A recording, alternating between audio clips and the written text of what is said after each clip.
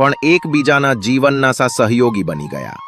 જ્યારે જલારામ બાપાએ સેવા કાર્ય શરૂ કર્યું ત્યારે તેમણે પોતાના ઘરે એક નાનું ઝૂંપડું બનાવ્યું।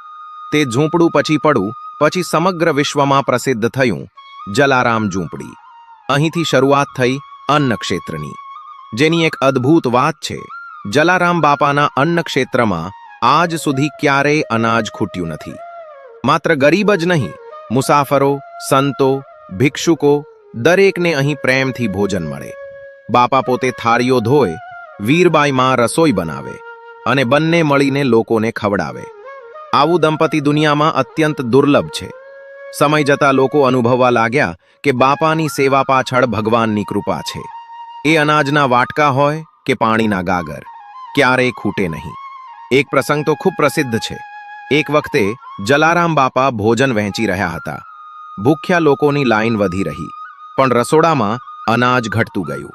વીરબાઈ માએ ચિંતા સાથે કહ્યું, બાપા, આજે લાગે છે અનાજ ખૂટશે। જલારામ બાપા હસીને બોલ્યા, જેના નામે રસોઈ બને છે એને પર વિશ્વાસ રાખો માં, અન્નની કમી ક્યારેય નહીં પડે। અને ચમત્કાર, થોડા સમય પછી ગોડાઉનમાં અનાજના થેલો ભરેલા મળ્યા। કોઈ જાણતું નથી કે આ કોણ લાવ્યું। લોકો કહે, આ તો ભગવાન રામે જ આપ્યું।